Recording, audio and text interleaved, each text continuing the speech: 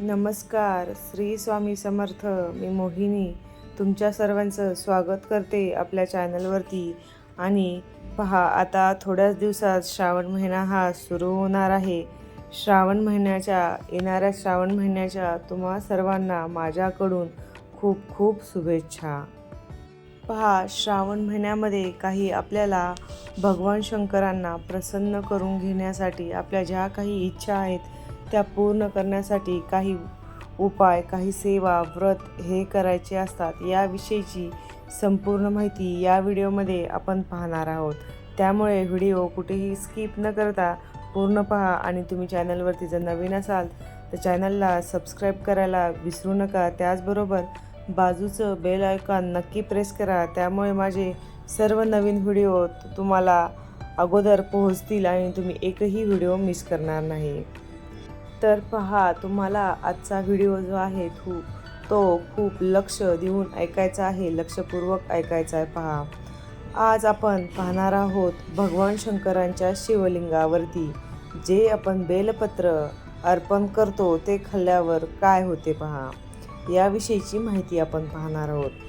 बघता हो, पहा, जर तुमच्या जीवनामध्ये कोणत्या प्रकारच्या समस्या असतील तर पैशाच्या असू शकतात, नोकरी लागत नाही किंवा मुलींचे लग्न जुळत नाही, असे पहा, कुठलेही तुमच्या अडचणी असतील, समस्या असतील तर तुम्हाला आजच्या व्हिडिओ संपूर्ण पाहायचा आहे.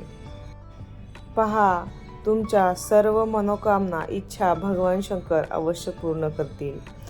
बघा, तुम्ही बराच वेळ असा ऐकलं असेल की भगवान शंकरांच्या पिंडीवर वाहिलेले बेलपत्र खाल्ल्याने काय होते. याविषयीची सविस्तर माहिती या व्हिडिओमध्ये पाहूया. पहा, जेव्हा भगवान शंकरांच्या पिंडीवर आपण जेव्हा बेलपत्र अर्पण करतो त्यावेळेस पहा, ते साधारण बेलपत्र राहत नाही, ते साक्षात शिवशंकराचा प्रसाद रूपी बनत असते. पहा, आपल्याला आपल्या धर्मशास्त्रामध्ये हे सांगितलेले आहे की शिवलिंग पिंडीवर अर्पण केले गेलेले बेलपत्र 6 महिन्यांपर्यंत शयन मानले जाते. बेलपत्रास शिवलिंगावर अर्पण केल्यास त्याला स्वच्छ धुवून पुन्हा आपण ते 6 महिन्यापर्यंत पहा, ते बेलपत्र जे आहे ते पुन्हा पुन्हा शिवलिंगावरती चढवू शकतो. भारतात पहा, कित्येक शिवलिंग जे आहे ते अशा ठिकाणी प्रस्थापित आहेत की त्या ठिकाणी तिथे आजूबाजूला बेलपत्र जे आहे ते उपलब्ध होत नाही. तिथे याच कारणामुळे कित्येक लोक जुने बेलपत्राचे जे चोरण असते ते वापरत असतात. पहा, आपण बेलपत्र जे आहे ते शिवलिंगावरती किंवा शिवपिंडीवरती अर्पण करतो. त्याची एक पौराणिक कथा आहे. या कथेच्या अनुसार जेव्हा पहा समुद्र मंथन सुरू होते त्या दरम्यान मंथनामध्ये अमृतासोबत अजून काही वस्तू तिथे निर्मिती झाली होती.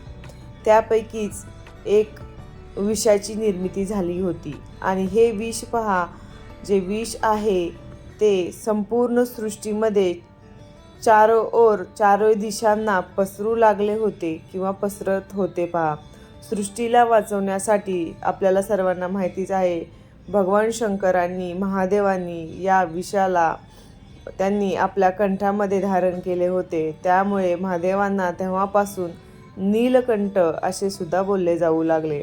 पहा, काही कालावधीनंतर त्या विषाच्या प्रभावामुळे भगवान शंकरांना त्रास होऊ लागला आणि त्यांचे पूर्ण शरीराचे तापमान जे आहे ते वाढू लागले. पहा, त्यांना संताप होऊ लागला. त्याचा परिणाम स्वरूप त्यांच्या आजूबाजूचे वातावरण जळू लागले. उपस्थित देवी देवतांनी प्राचीन वेद ऋषीमुनी कडून सल्ला घेतला आणि शिवशंकर महादेवांना विषाचा प्रभावापासून कसे वाचवायचे याविषयी विचारणा केली. तर पहा, त्यावेळी प्राचीन वेद यांनी सल्लागार होते, त्यांच्याकडून असा सल्ला भेटला की शंकर महादेव भोलेनाथांना बेलपत्राचे सेवन करावे. आणि भगवान शिवशंकरांना उपस्थित देवी देवतांनी त्वरित बेलपत्र त्यांना भरवले आणि जलाने स्नान घातले. त्यानंतर भगवान महादेवांच्या शरीरामधील जी उत्पन्न झालेली उष्णता होती ती हळूहळू पहा कमी होऊ लागली आणि तेव्हापासूनच पहा भगवान महादेवांना बेलपत्र अर्पण करण्याची प्रथा पडली किंवा प्रचलित झाली. शिवलिंग पिंडीवर बेलपत्र अर्पण केल्यानंतर आपल्याला ते स्वच्छ एका तांब्याच्या पाण्यामध्ये अवश्य अर्पण करायचं आहे. पहा तुम्ही बेलपत्र असू द्या या काही असू द्या का जे काही अर्पण केल्याच्या नंतर तुम्हाला अवश्य एक तांब्या तुम्हाला स्वच्छ पाणी हे भगवान शिवशंकरांना अर्पण करायचं आहे. हे जल अर्पण केल्यामुळे भगवान शंकरांना महादेवांना शीतलता भेटते पहा आणि त्यांचा कृपाशीर्वाद आपल्यावर प्राप्त होतो. पहा तुम्हाला आवर्जून लक्षात ठेवायचं आहे की 3 पानं एकत्रित असलेलंच बेलपत्र जे आहे ते आपल्याला शिवलिंगावर अर्पण करायचे. ते कुठंही तुटलेलं फाटलेलं असं नसावं. पहा ते बेलपत्र अर्पण करत असताना जो चिकना भाग असतो तो पिंडीवरती स्पर्श करेल अशा पद्धतीने ते आपल्याला अर्पण करायचं आहे. तर बघा आपल्याला काही गोष्टी आवश्यक ध्यानात ठेवायच्या आहेत. पहा कुठेही कीड लागलेली त्या बेलपत्राला नसू नये, फाटलेले नसू नये किंवा छिद्र पडलेले बेलपत्र नसू नये. कधीही आपल्याला बेलपत्र जे आहे बेलपत्रावरती पहा ते आपल्याला कधीही अर्पण करायचं नसतं असं फाटलेलं वगैरे. यामागे सुद्धा एक कथा आहे की भगवान शिवशंकर जे आहेत श्री गणेशाचे पहा त्यांनी जेव्हा मस्तक जे होते धडापासून खंडित केले होते तेव्हापासून भगवान शंकरांनी असा संकल्प केला होता की मला कुणीही खंडित झालेल्या वस्तू ज्या आहेत त्या अर्पण करू नयेत. आपल्याला विशेष काळजी घ्यायची आहे. पहा ते बेलपत्र असो या फुले असो ते तुटलेली फुटलेली या कीड लागलेली शंकरांना अर्पण करू नये. तर पहा तुम्ही शिवलिंग पिंडीवरती रोज एक बेलपत्र अर्पण करा. त्यामुळे तुमच्या सर्व अडचणी दुःख जे आहे ते मिटून जातील. भगवान शंकरांचे जे कुणी मनापासून सेवा करेल त्यांच्या भक्तांना कधीही पैशाची धनधान्याची ऐश्वर्याची कुठल्याही विषयी अडचण राहणार नाही. तसेच आरोग्याची सुद्धा. जे लोक शिवलिंगावरती अर्पण केलेले बेलपत्र आणून आपल्या तिजोरीत ठेवतात त्यांच्या तिजोरीमध्ये बरकत येते आणि कधीही पैशाची कमतरता भासत नाही. पहा आपल्या हिंदू प्राचीन पुराणामध्ये सांगितलेले आहे की काही खास वेळ जे असतात त्या वेळेमध्ये जे बेलपत्र आहे ते आपल्याला तोडायचे नसते. तर पहा आपल्या धर्मशास्त्रात सांगितलेले आहे की नेहमी चतुर्थी, सप्तमी, नवमी, दशमी, अमावस्या आणि पौर्णिमा आणि संक्रांती तिथीमध्ये बेलपत्र कधीही तोडू नये याची आपल्याला विशेष काळजी घ्यायची आहे. पहा तसेच पहा सोमवारी सुद्धा बेलपत्र कधीही तोडायचं नसतं कारण की या बेलपत्राच्या झाडावरती भगवान शंकर सोमवारच्या दिवशी जागृत स्वरूपात तिथे वास करत असतात. पहा म्हणून आपल्याला सोमवारच्या दिवशी सुद्धा बेलपत्र तोडायचे नाही कारण की यामुळे याच्या बेलपत्राच्या मुळामध्ये ब्रह्मदेव आणि खोडामध्ये मध्यभागी श्रीहरी विष्णूंचा सुद्धा वास असतो असे मानले जाते. तर बघा बेलवृक्ष जे आहे ते सर्व पानांमध्ये जागृत शक्ती असते असे मानले जाते. अर्थात असते आपल्या सर्व देवी देवतांची शक्ती आहे ती शक्ती त्या बेलपत्रांमध्ये समाविष्ट झालेली असती. पहा कधीही खास करून सोमवारच्या दिवशी बेलपत्र तोडू नये. तर पहा रोज पण तुम्ही 12 वाजल्यानंतर बेलपत्र तोडू नये असे आपल्या धर्मशास्त्रामध्ये सांगितलेले आहे. तरीही तुम्ही 12च्या नंतर जर बेलपत्र तोडत असाल तर तुम्हाला पाप कर्म लागणार हे निश्चित.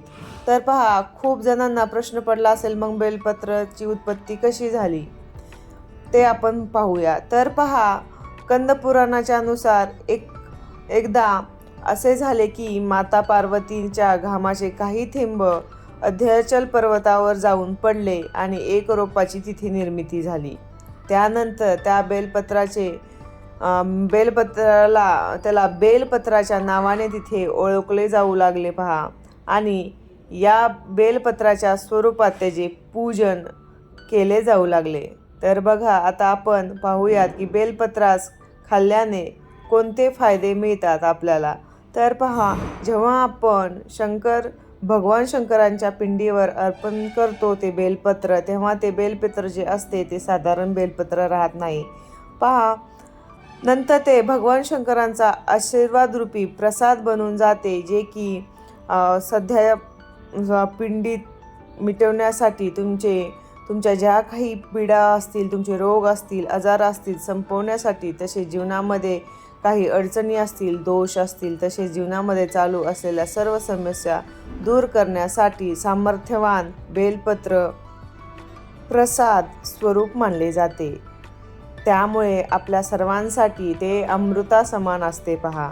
तर बघा, असे जे बेलपत्र शिवलिंगावरती अर्पण केलेले नियमित खाल्ल्याने काय फायदा होतो, आपल्या जीवनामध्ये कोणते बदल घडून येतात. शिवलिंगावर अर्पण केलेले बेलपत्र खाल्ल्यामुळे आपल्या शरीरातील जे आजार आहेत ते मिटून जातात आणि शरीरामध्ये जे काही अदृश्य रोग असतात ते सुद्धा नियमित बेलपत्र सेवन केल्यामुळे तुमचे नष्ट होत असतात. पहा, तुमचे भयंकर रोगापासून सुद्धा बचाव होतो. वातदोष, कप्पदोष, पित्तदोष, पहा, हे 3 प्रकारचे महत्त्वाचे दोष जे आहेत ते या तिन्ही प्रकारच्या दोषांच्या कारणामुळे आपल्या शरीरामध्ये भयंकर रोग उत्पन्न होत असतात.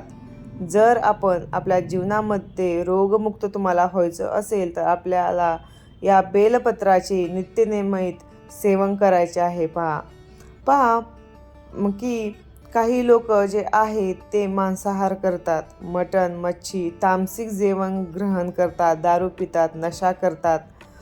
पहा, पदार्थ तुम्ही हे सेवन करता, अशा काही गोष्टी आपल्या जीवनामध्ये खूपच मोठं स्थान देऊन टाकता तुम्ही.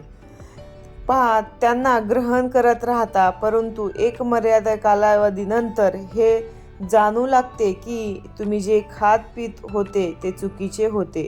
पण जे काही तुम्ही पापकर्म केलेले आहे त्याला कसे समाप्त करावे, तर पहा, तुम्ही कमीत कमी नित्यनेमाने रोज बेलपत्र खाल्ले तर अतिशय उत्तम. पण नसल्याशी महिन्याभर तरी तुम्हाला ते कमीत कमी खायचं आहे. पहा, तुम्ही जर असंच बेलपत्र तुम्ही रोज खाल्लं ना, तर तुम्हाला तुमचे हे जे काही तुम्ही तामसिक पदार्थ वगैरे खाता आहात ते तुम्ही खाणार नाही. मला रोज खाणं जर शक्य नाही झालं तर महिन्यातील कमीत कमी ते 15 दिवस तरी तुम्हाला नक्कीच खायचं आहे. याने जे तुमचे तामसिक गुण असतात ते पूर्णतः आपल्या शरीरातून समाप्त होतात. पहा, तुम्ही कधीही मांसाहार करणार नाही, तसेच दारू, नशा अशा प्रकारच्या गोष्टीचे सेवन पण करणार नाही. तुम्हाला असे वाटेल की तुमचे पाप जे तुम्ही करून बसला आहात या पापातून तुम्हाला मुक्ती मिळायची आहे किंवा मिळवायची आहे. तर पहा, तुम्हाला नित्यप्रमाणे या बेलपत्राचे प्रसाद म्हणून ग्रहण करायचं आहे. त्याच्या सेवनाने तुमच्या शरीर हे जे असते पहा, शरीर ते शुद्ध होते आणि तुमचे शुद्ध शरीर पूर्ण स्वरूपात स्वस्थ बनण्यासाठी, शरीराच्या शुद्धीकरणासाठी संपूर्णपणे संपन्न असल्याचे प्राप्त होते पहा आपल्याला. त्यामुळे तुम्हाला स्वयंभू शिवशंकरांच्या आशीर्वादाने याला बेलपत्राला प्रसादरूपी बेलपत्र हे तुम्हाला ग्रहण करणे अत्यंत आवश्यक आहे. पहा, तर बघा, आतापासूनच तुम्हाला खाण्याची सुरुवात करायची आहे. रोज 2 बेलपत्र हे तुम्हाला खायचे आहेत. एक तुम्हाला पहा सकाळी अमावास्यापोटी खायचं आहे आणि दुसरं रात्री झोपण्याच्या अगोदर तुम्हाला हे बेलपत्र खायचं आहे. यामुळे तुमच्या शरीरातील तामसिक गुणांची समाप्ती होईल. तसेच पहा, कुठलेही रोग असो, आजार असो, पूर्णतः समाप्त होतील. तसेच हे बेलपत्र खाल्ल्याने आपले भाग्यसुद्धा बदलते. पहा, झोपी गेलेले जे आपले नशीब आहे ते सुद्धा जागृत होते आणि तसेच आपल्या भाग्य बलवान सुद्धा होते. मग पहा, तुमचं कसलंही दुर्भाग्य असो, तसे तुम्ही बेलपत्र खाल तसे तुमचे ते भाग्य जे आहे ते बदलू लागेल.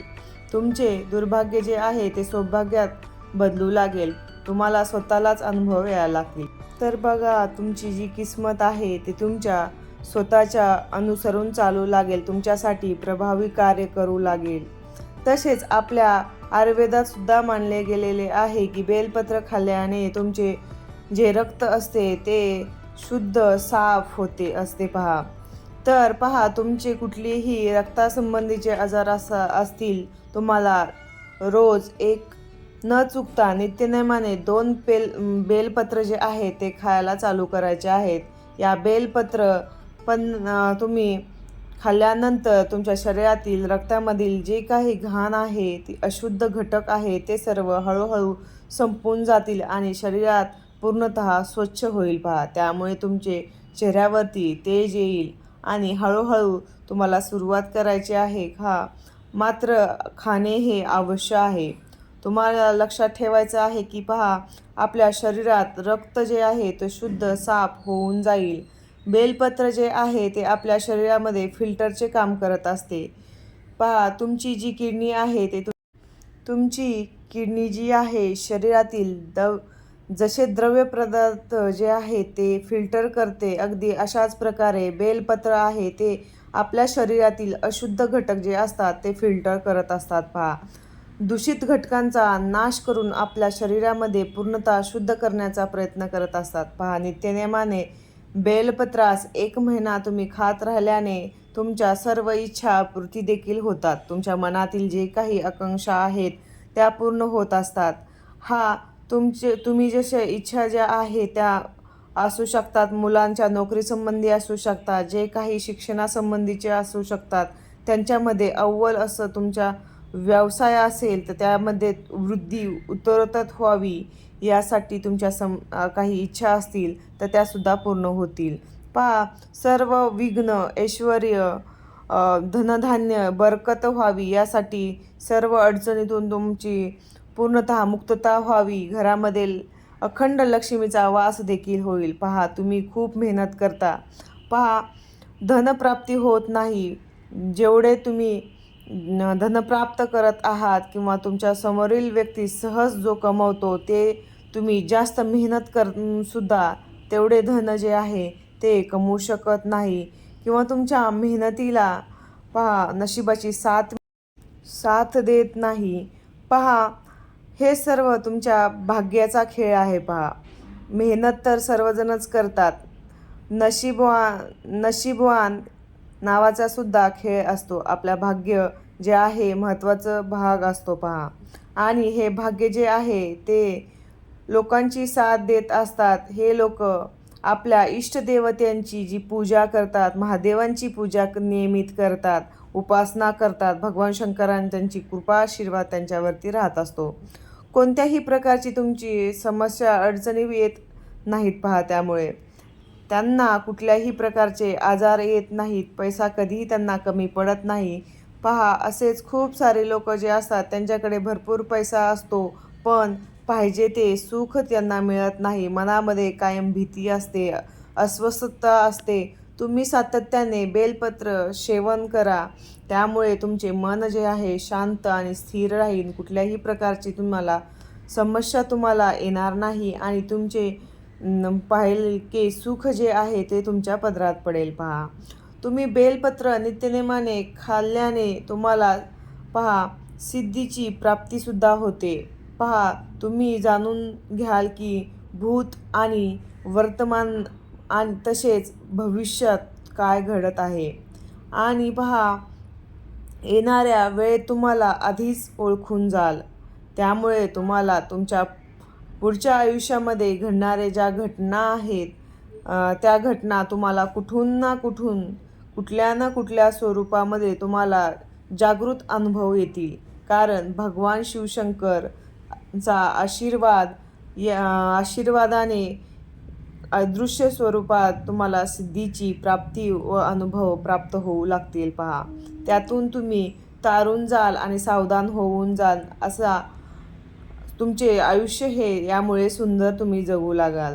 अत्यंत प्रभावशाली हे बेलपत्र आहे, त्यामुळे तुम्हाला नित्यनेमाने सेवन करायचे आहे. त्यामुळे तुमचे जे काही अडचणी आहेत, विघ्न आहेत, आजार आहेत तुमच्या जे काही इच्छा असतील ते सर्व तुमच्या मनोकामना भगवान शंकरांच्या स्वरूपामध्ये पूर्ण होणार आहेत. अत्यंत साधा सोपा हा उपाय तुम्ही नक्की करून बघा. याचे तुम्हाला नक्कीच फळ भेटणार आहे. चला तर जय जय शिवशंकर आणि कमेंटमध्ये भगवान शंकरांचा जयघोष करायला विसरू नका.